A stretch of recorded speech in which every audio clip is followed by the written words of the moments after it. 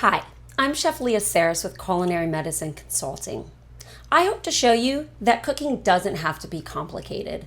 My goal is to help you gain kitchen confidence one step at a time. And today we're going to do that by learning how to make a vinaigrette. After you learn the basics of making a vinaigrette, you're never going to want to buy store-bought dressing again. The basic formula for a vinaigrette is 3 parts oil to 1 part acid.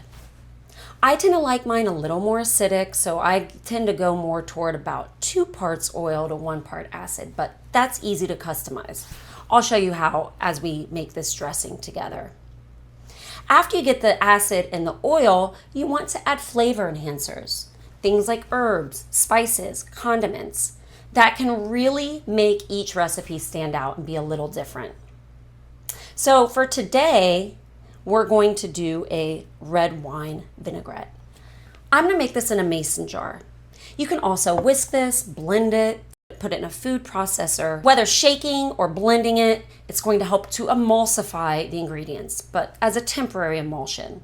You can also add ingredients that help emulsify. Things like mustard or egg yolk are good examples of things that will emulsify a dressing.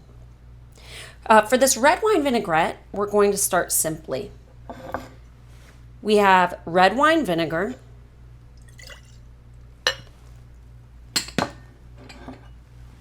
Dijon mustard. This will help both with flavor, a little zing, and emulsification.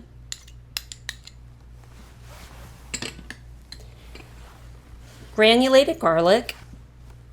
Sometimes I use fresh garlic as well, but what I like about using dehydrated is that 1, obviously you don't have to cut anything, but 2, using shelf-stable ingredients will help it stay a little longer in your fridge.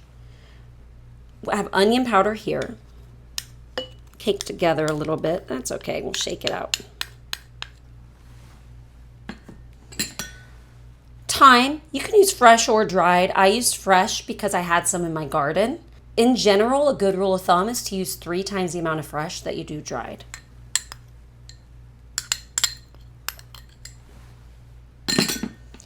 Sugar, it's good to have a little bit of sweetness to help balance out the acidity of a dressing. Sometimes the sweetness can come from whatever's providing the acid. For instance, orange juice, it both provides acid and sweetness. A little bit of salt and pepper.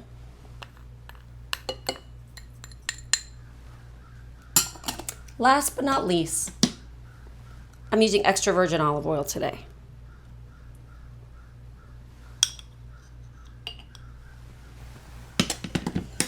After I've added that to my jar, I'm going to put on a lid and give it a nice shake.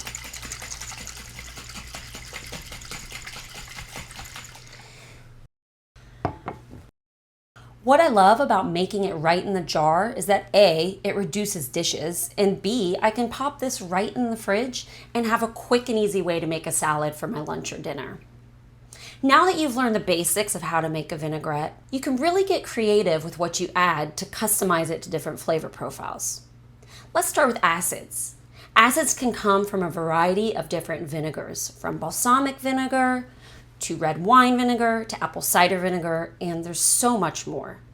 It can also come from citrus, things like lemon, lime, orange, or even grapefruit. Oftentimes I'll combine these to make even more unique flavor profiles. Then you can think of different oils. Sometimes you may want the olive oil to stand out with an extra virgin olive oil. Other times you may want a more neutral flavor with something like canola oil, or we can even get creative with flavor oils like smoked oil, which I love, or something like sesame oil. There are a lot of great shops out there that have different types of olive oils and vinegars that are infused with various flavors, and it's really fun to find them and find unique combinations.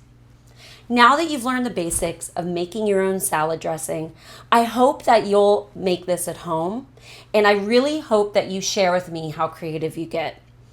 Feel free to drop me a line or add in the comments how this goes for you or what you end up making in your kitchen.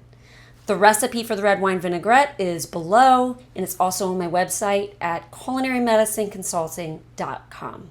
Thanks so much for joining.